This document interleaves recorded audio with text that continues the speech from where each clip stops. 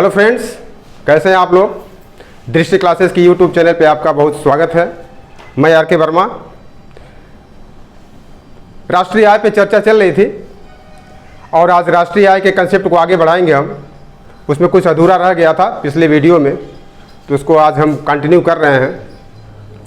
राष्ट्रीय आय में 4-5 फैक्टर्स की मैंने बात किया था।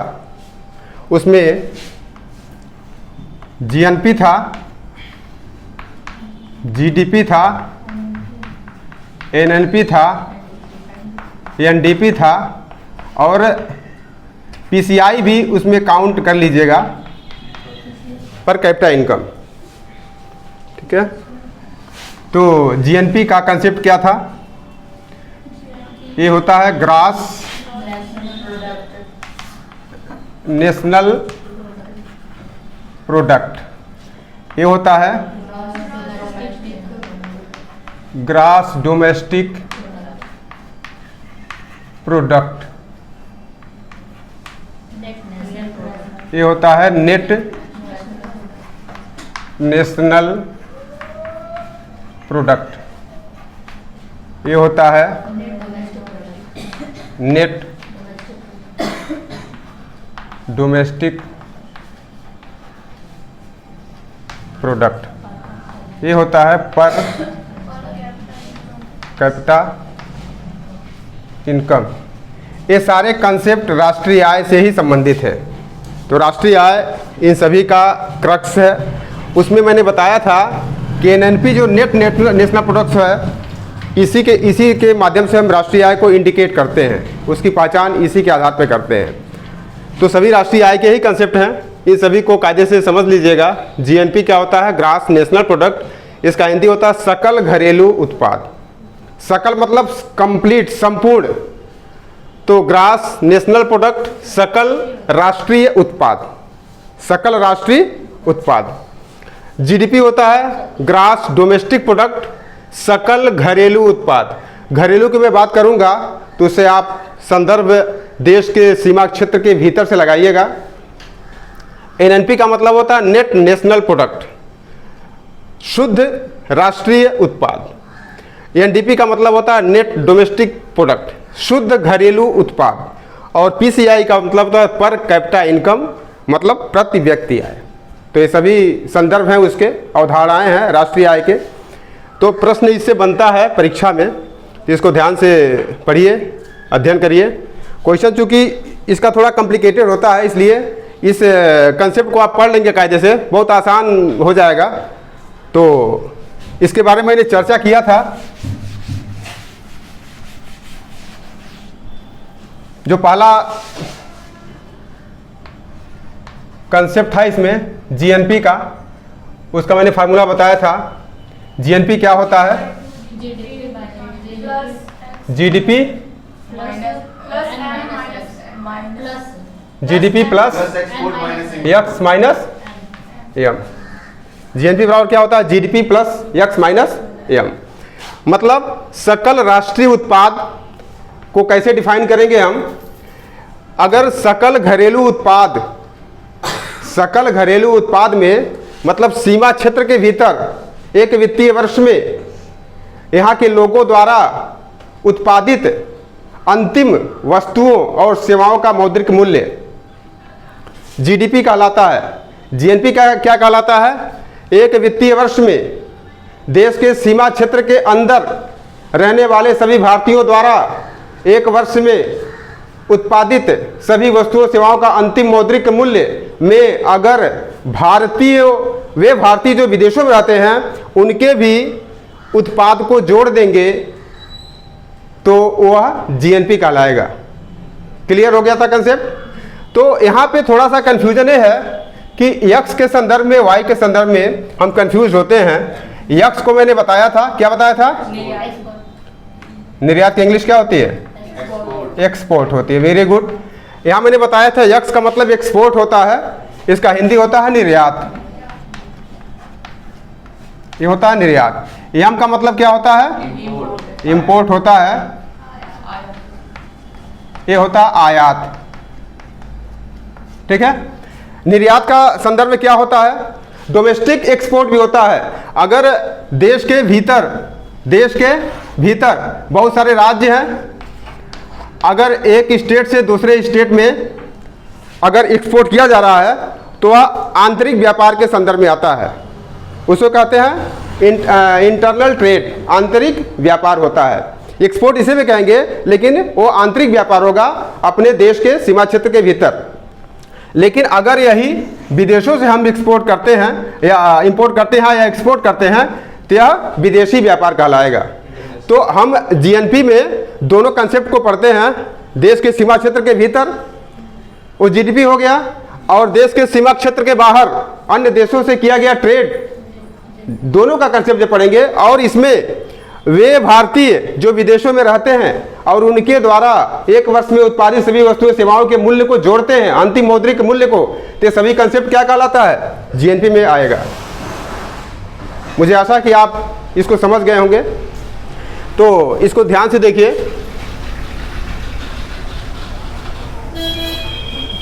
अब यहाँ पे थोड़ा सा कंफ्यूजन है, एक्स एक्सपोर्ट होता है, यम इंपोर्ट होता है। अब यहाँ पे देखिए, यह इसका मैथमेटिकल कंसेप्ट है। जीएनपी जीडीपी के बराबर कब होगा? प्रश्न आता है एग्जाम में, जीएनपी कब जीडीपी के बराबर होगा? मैथमेटिकल कंसेप्ट में देखें इसे कि जीएनपी इक्वल टू जीडीपी कब होगा? जब एक्स और यम बराबर हो जाएंगे। ठीक है, if X equal to 0 and M equal to 0 तो क्या हो जाएगा? जीएनपी जीडीपी के बराबर हो जाएगा। अब यह कंडीशन कब आएगा? जब एक्स और यम 0 हो जाएंगे। तो इसे मतलब एक्स क्या है? निर्यात शून्य हो, यम क्या है? आयात शून्य हो। तो एक्स निर्यात और यम आयात कब शून्य होगा? बताएगा कोई इसमें? एक्स और यम कब शून्य होगा? एक्सपोर्ट और इंपोर्ट दोनों नहीं होगा। तो एक्सपोर्ट और इंपोर्ट कब नहीं होगा? जब इकोनॉमी क्लोज रहेगी। This is the important concept of national economic, मतलब इसे कहेंगे, हाँ शाबाश, क्लोज्ड इकोनॉमी। इसे क्या कहेंगे? Closed economy. प्यारे बच्चों, इस चीज को ध्यान से समझो। क्लोज्ड इकोनॉमी यह होगी बंद अर्थव्यवस्था। क्या होगी ये? बंद अर्थव्यवस्था। प्रश्न आता है यहां से कि बंद अर्थव्यवस्था में कंडीशंस दे देगा, ऑप्शन दे देगा, x equal to 0, m equal to 0, x equal to m, या इनमें से सभी। तो ऑप्शन क्या हो जाएगा? इनमें से सभी हो जाएगा। ठीक है, तो पहला important, very very important concept किसका है? क्लोज इकोनॉमी का, बंद अर्थव्यवस्था का। ये कब होगा? जब x भी हमारा 0 होगा और m भी हमारा 0 होगा। कहने का मतलब निर्यात भी 0 और आयात भी 0। हम किसी दूसरे देश से कर ही नहीं रहे हैं निर्यात आयात, तो हमारा क्या है? डोमेस्टिक ट्रेड ही चल रहा है। तो यहाँ पे क्लोज इकोनॉमी हो जाएगी। मतलब क्लोज इकोनॉमी का संदर्भ में क्या होगा? देश के भीतर ही व्यापार क्षेत्र चल रहा है, बाहर से हमारा कोई कनेक्टिविटी नहीं है। दूसरा कंसेप्ट इसमें आता है, ध्यान से देखें। अगर दूसरा कंडीशन, पहला कंडीशन हो गया, दूसरा condition, if x is greater than m, अगर x m से ज्यादा है, मतलब निर्यात हमारा आयात से ज्यादा है, तो यहां पे क्या होगा? देश का वृद्धि दर बढ़ेगा कि घटेगा? दूसरा concept, very very important concept. अगर if x is greater than m तो हमारे देश की जीडीपी या जीएनपी बढ़ेगा कि घटेगा? बढ़ेगा। Very good. जैसे सपोज दैट अगर जीएनपी हमारा 80 है और जीडीपी हमारा 50 है और ए 40 है और ए 10 है। एज एग्जाम्पल हम समझाने का प्रयास कर रहे हैं, ध्यान से समझिएगा इसे। जीएनपी हमारा 80 है, जीडीपी हमारा 50 है, एक्स हमारा 40 है, एफ हमारा 10 है। तो बाडमास के कंसेप्ट में आप पढ़े होंगे, जीएनपी इज इक्वल टू, या इज इक्वल टू कर लीजिए, GNP is equal to GDP plus X minus M. ये तो फार्मूला है।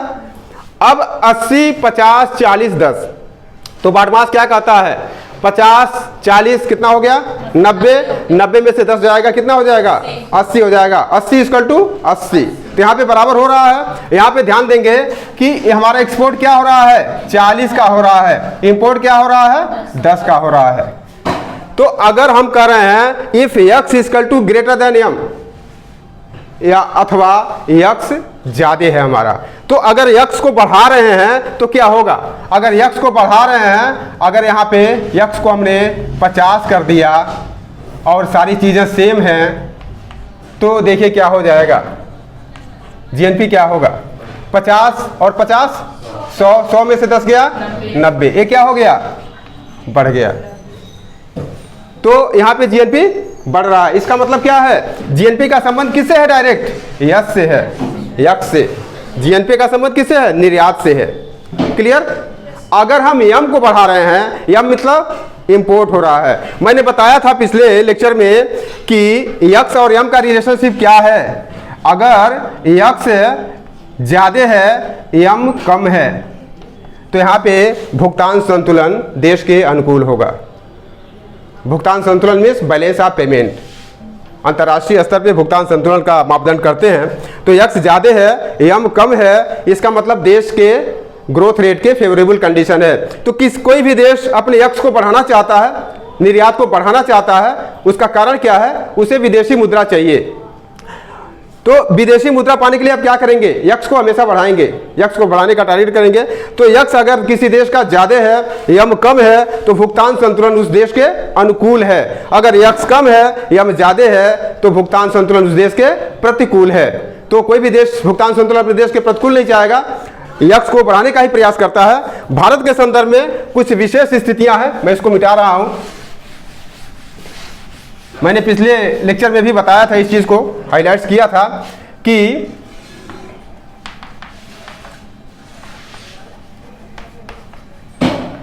आयात, ठीक है। तो यहां पे मैंने बताया था कि भारत के संदर्भ में, चूंकि भारत 1991 के पहले, इस पे भी मैंने चर्चा किया था। 1991 बहुत ही महत्वपूर्ण सन है, वर्ष है, जब भारत में ग्लोबलाइजेशन पॉलिसी, लिबरलाइजेशन पॉलिसी और प्राइवेटाइजेशन को कंसेप्ट को लाया गया था। तो 3 कंसेप्ट उसमें था, ग्लोबलाइजेशन,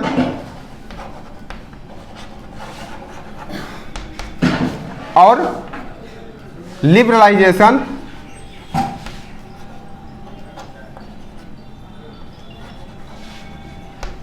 और प्राइवेटाइजेशन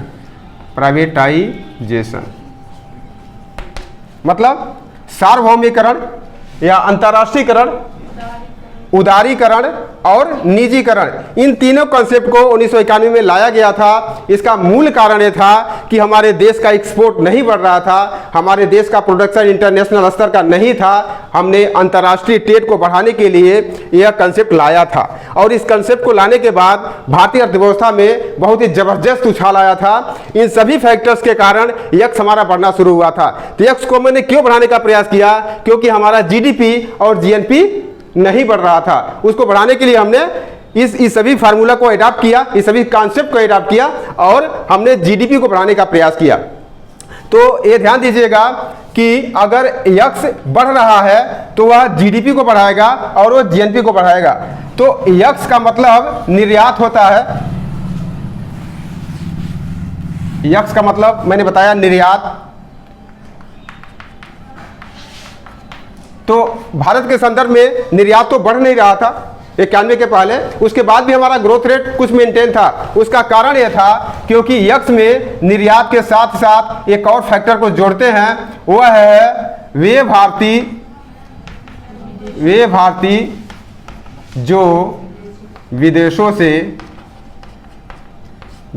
से विदेशी मुद्रा देश में लाते हैं। ठीक है। तो दोनों कंसेप्ट है इसमें, एक निर्यात का भी कंसेप्ट है और एक इसका भी कंसेप्ट है। दोनों को मिला के यक्स में काउंट किया जाता है। तो यह चूंकि हमारे फेवरेबल है, इसलिए यह व्यवस्था यक्स को मेंटेन किए हुए है और हमारा जीडीपी बढ़ रहा है। तो इसको मैंने बहुत ही सिंपल भाषा में डिफिनेशन के साथ समझाने का प्रयास किया। अगर आपके समझ में आया होगा तो बेहतर है। अब नेक्स्ट कंसेप्ट इसमें था एन एन पी, नेट, मैंने जीएनपी तक बताया था, net national product, net national product, शुद्ध राष्ट्रीय उत्पाद। ठीक है, डिफिनेशन इसका है एनएनपी का, किसी अर्थव्यवस्था द्वारा, लिख लें इसे, किसी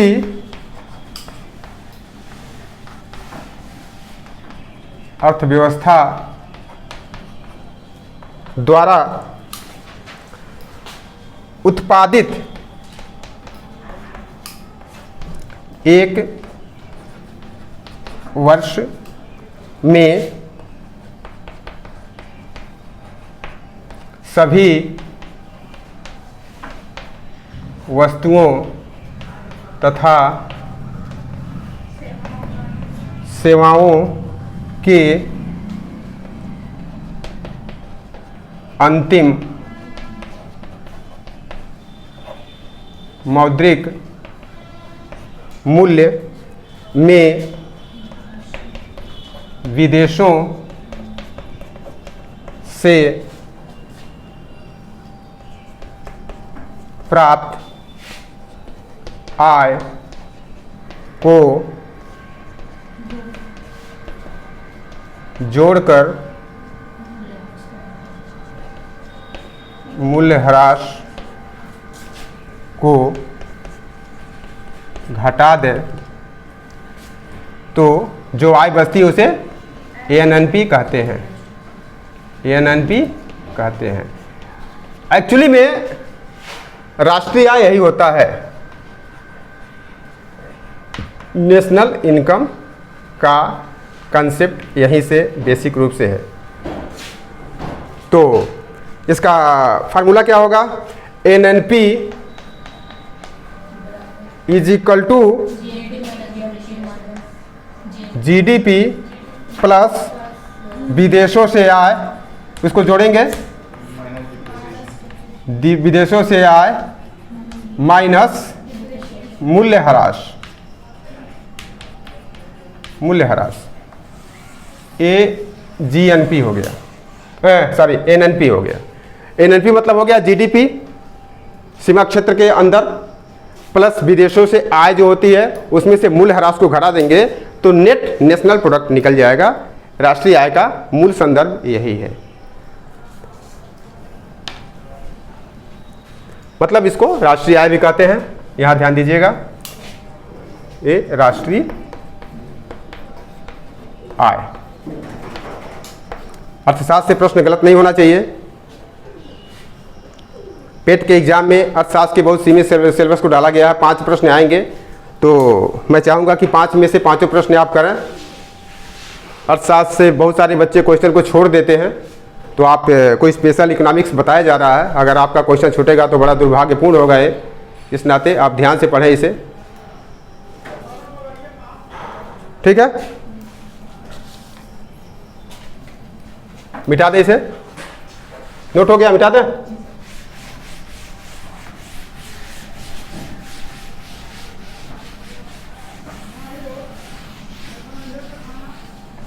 आगे देखिए, नेक्स्ट कंसेप्ट है, नोट करना, भारत में साधन और कारक पर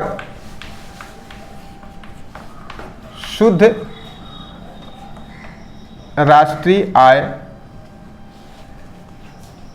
सॉरी शुद्ध राष्ट्रीय उत्पाद, राष्ट्रीय उत्पाद को राष्ट्रीय आय कहते हैं।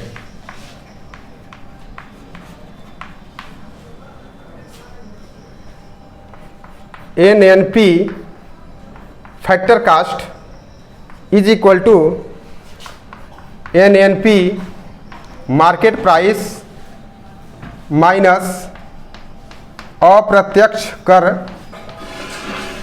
इनडायरेक्ट टैक्स प्लस सब्सिडी, दिख रहा है यहाँ पे सब्सिडी, ये राष्ट्रीय आय का डिफिनीशन है। दूसरे संदर्भ में इसको भी याद कर लीजिएगा। फैक्टर कास्ट क्या होता है? फैक्टर कास्ट साधन लागत,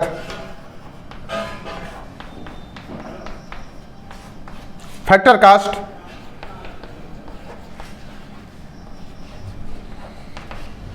कास्ट साधन लागत, इसको नोट करना डेफिनेशन। उत्पादन में उत्पादनकर्ता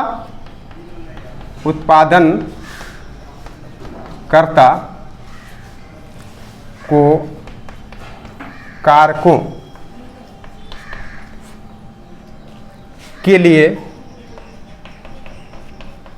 उत्पादनकर्ता को कारकों के लिए जितना भुगतान करना पड़ता है, जितना भुगतान करना पड़ता है, साधन लागत कहलाता है।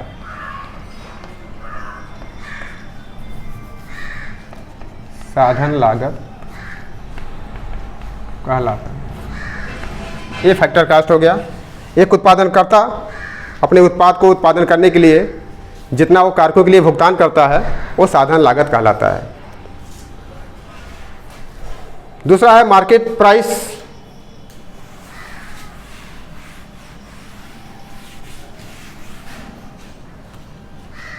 मार्केट प्राइस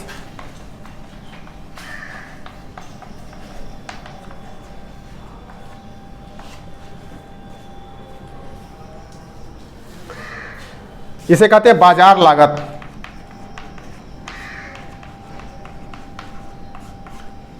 मार्केट प्राइस, बाजार लागत।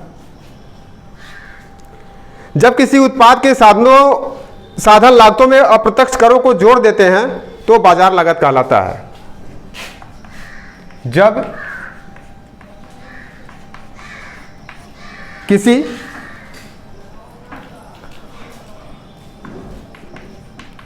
उत्पाद के साधन लागत में अप्रत्यक्ष करों को जोड़ते हैं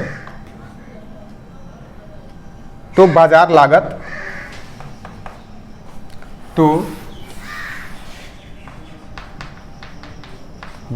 लागत प्राप्त होती है।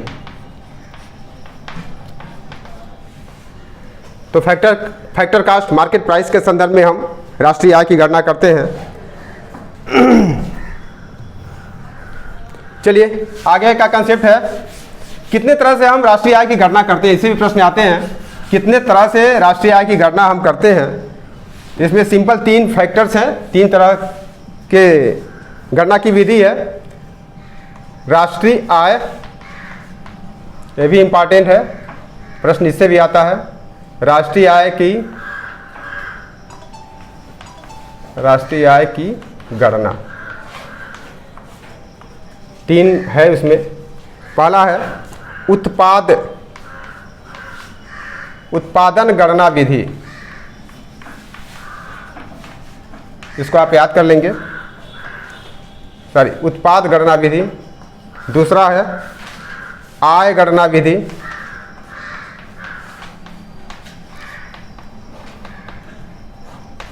तीसरा है उपभोग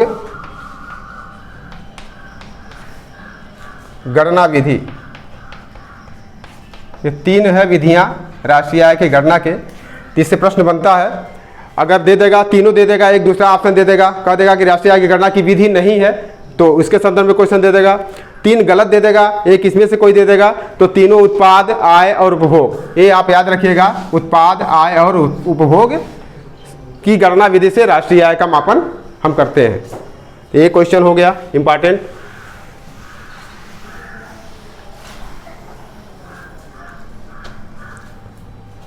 राष्ट्रीय आय की गणना में किस क्षेत्र का कितना योगदान होता है? करेंट अफेयर से भी क्वेश्चन आते हैं इस कंसेप्ट से। राष्ट्रीय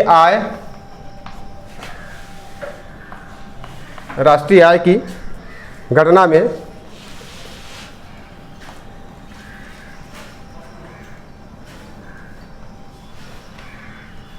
भारत के राष्ट्रीय आय में क्षेत्र का योगदान लिखिए। भारत के राष्ट्रीय आय में क्षेत्र का योगदान। भारत के राष्ट्रीय आय में क्षेत्र का योगदान। मैंने चर्चा किया था इस पे कि कितने क्षेत्र हैं भारतीय अर्थव्यवस्था में, तो आपने बताया था 3 क्षेत्र है। पहला है प्राथमिक क्षेत्र, दूसरा है द्वितीयक क्षेत्र, तीसरा है तृतीयक क्षेत्र। तृतीयक क्षेत्र, ठीक है। अब प्राथमिक क्षेत्र में क्या क्या आते हैं?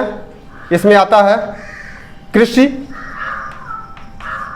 वन संपदा, मत्स्य,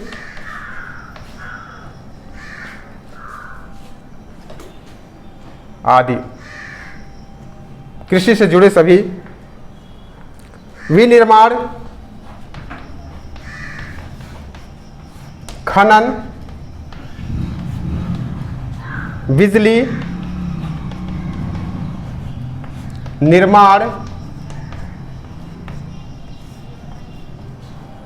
गैस, जल, ये सभी द्वितीयक क्षेत्र के विषय हैं। तृतीयक क्षेत्र में है व्यापार, परिवहन, इन सभी से प्रश्न आता है, ध्यान से देखिएगा इसे। संचार, कम्युनिकेशन, वित्त, फाइनेंस, ये सभी तृतीयक क्षेत्र के विषय हैं। 14.5%, 27.3% और 58.2%। हाँ, यहाँ ध्यान देंगे, भारत के राष्ट्रीय आय में क्षेत्र का योगदान, मतलब कहने का भारत के राष्ट्रीय आय में विभिन्न क्षेत्रों का किस तरह से योगदान है। अब इसमें ध्यान दें, प्राथमिक क्षेत्र में कृषि संबंधित सभी प्रोडक्शन आएंगे, नेचुरल प्रोडक्शन। द्वितीय क्षेत्र में विनिर्माण, खनन, बिजली, निर्माण, गैस, जल आदि क्षेत्र आते हैं। तृतीय क्षेत्र में व्यापार, परिवहन, संचार, वित्त, ये सभी क्षेत्र आते हैं। तो पहली पंचवर्षीय योजना में अगर प्रश्न का नेचर के हिसाब से आपको आंसर देना है, अगर प्रश्न आता है कि पहली पंचवर्षीय योजना के दौरान, ठीक है, पहली पंचवर्षीय योजना के दौरान भारत के जीडीपी में किस क्षेत्र का योगदान सर्वाधिक था, तो आप आंसर क्या देंगे? प्राथमिक क्षेत्र। वेरी गुड, ठीक है। अगर ऐसे प्रश्न आता है कि भारतीय अर्थव्यवस्था में निरंतर कृषि क्षेत्र का योगदान, प्राथमिक क्षेत्र का योगदान बढ़ता रहा है, द्वितीय क्षेत्र का योगदान बढ़ता रहा है, तृतीय क्षेत्र का योगदान बढ़ता रहा है, या इनमें से सभी सही हैं, तो क्या उत्तर देंगे? नहीं, इनमें से आंसर देंगे आप भारतीय अर्थव्यवस्था में तृतीय क्षेत्र का योगदान निरंतर बढ़ा है।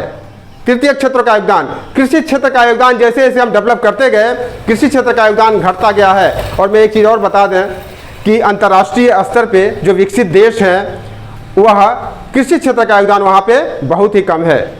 भारत का दुर्भाग्य है कि कृषि क्षेत्र का योगदान भारत में अंतर्राष्ट्रीय स्तर पे तो कम है, लेकिन भारत के जीडीपी में कृषि क्षेत्र का योगदान अभी भी बना हुआ है। इसका मतलब हम विकसित देशों की श्रेणी में नहीं आ पाए हैं। तो विकसित देशों की श्रेणी में कब आएंगे? जब तृतीय क्षेत्र का योगदान हमारे जीडीपी में मैक्सिमम होगा। उस तरह से अंतर्राष्ट्रीय परिवेश में देखा जाए तो यह जो प्रतिशत है 58.2% का है। लेकिन भारत के इंटरनल जीडीपी में, मतलब जीडीपी के कंसेप्ट में प्राथमिक क्षेत्र का योगदान आज भी सर्वोपर है, क्योंकि भारत के अधिकतर लोग कृषि से जुड़े हुए हैं। क्लियर हो गया? तो इससे प्रश्न बड़ा ही कॉम्प्लिकेटेड बनता है, इसको ध्यान से समझ लीजिएगा।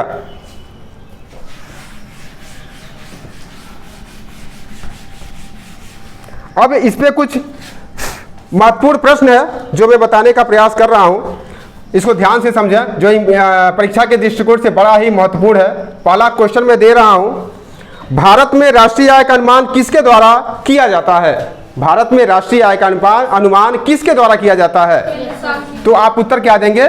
CSO। जो लोग वीडियो देख रहे हैं वो लोग समझ लें, क्वेश्चन को मैं नोट नहीं कर रहा हूं, बार बार रिपीट कर रहा हूं। प्रश्न पहला है, भारत में राष्ट्रीय आय का अनुमान किसके द्वारा किया जाता है? अगर प्रश्न आता है तो आप उत्तर देंगे central statistical organisation. Clear? Central देखिए स्टैटिक्स होता है, स्टैटिस्टिक्स होता है। स्टैटिस्टिक्स माने सांख्यिकी होता है। स्टैटिक माने क्या होता है? डायनेमिक, स्टैटिक गतिमान और स्थिर। तो स्टैटिक माने स्थिर हो जाता है, डायनेमिक उसका विपरीत है। लेकिन यहाँ पे इसका मतलब क्या? स्टैटिस्टिक्स मतलब सांख्यिकी होता है। तो CSO मतलब केंद्रीय सांख्यिकी संगठन होता है। दूसरा इंपॉर्टेंट प्रश्न इसमें है कि राष्ट्रीय आय समिति के अध्यक्ष कौन थे? मैंने बताया सारी चीजें। राष्ट्रीय आय समिति के अध्यक्ष कौन थे? तो उत्तर क्या देंगे?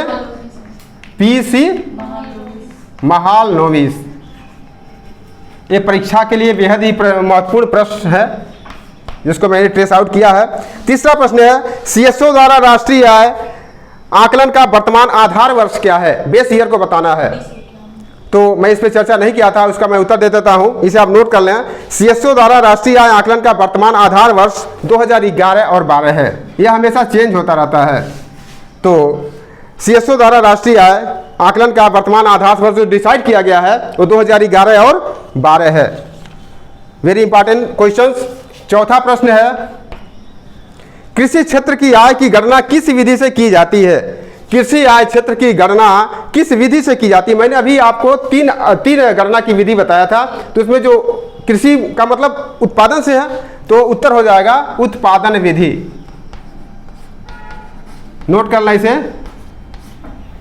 कृषि क्षेत्र की आय की गणना किस विधि से की जाती है? तो उत्तर होगा उत्पाद विधि। उत्पाद विधि। पांचवा प्रश्न है इसमें, प्राथमिक क्षेत्र का तात्पर्य किससे है? प्राथमिक क्षेत्र का तात्पर्य आप उत्तर देंगे कृषि से है। प्राथमिक क्षेत्र का तात्पर्य कृषि से है। छठा प्रश्न है, भारत में कौन क्षेत्र GDP का सबसे बड़ा संघटक है? भारत में कौन सा क्षेत्र GDP का सबसे बड़ा संगठक है? तो आप उत्तर क्या देंगे? अभी मैंने डाटा दिया था, उसमें किसका योगदान सर्वाधिक था? तृतीय क्षेत्र का था। तृतीय क्षेत्र में मतलब क्या होता है? सेवा क्षेत्र। तो उत्तर क्या देंगे? सर्विस सेक्टर, सेवा क्षेत्र। 6 प्रश्न, एक आध प्रश्न इसमें से जरूर मिल जाएंगे परीक्षा में। 7वां प्रश्न है, भारत में लोगों की अधिकांश संख्या किस क्षेत्र में लगी हुई है? तो आप उत्तर देंगे प्राथमिक क्षेत्र। 7वां उत्तर देंगे प्राथमिक क्षेत्र। भारत के प्राथमिक क्षेत्र। भारत में लोगों की अधिकांश संख्या किस क्षेत्र में लगी हुई है? उत्तर क्या देंगे? प्राथमिक क्षेत्र या कृषि क्षेत्र, दोनों उत्तर सही है। या जो ऑप्शन रहेगा उसको टिक करेंगे, कृषि क्षेत्र। और 8वां प्रश्न है, भारत में राष्ट्रीय आय की गणना किस आधार पर की जाती है? किसके आधार पर की जाती है? तो उत्तर देंगे चालू मूल्य और स्थिर मूल्यों पर की जाती है। भारत में राष्ट्रीय आय की गणना किस आधार वर्ष आएगा? तो हाँ 11-12 देंगे। और किस आधार पे की जाती है? तो उत्तर क्या देंगे? चालू मूल्य, स्थिर मूल्य, दोनों पे की जाती है। चालू मूल्य, स्थिर मूल्य। तो मित्र, यह मेरा आज का सेशन था। राष्ट्रीय आय का जो रेफरेंस था उसको मैंने कंप्लीट किया। अगर वीडियो आपको पसंद आए तो आप इसे लाइक, शेयर और सब्सक्राइब जरूर करिएगा। धन्यवाद। Thank you.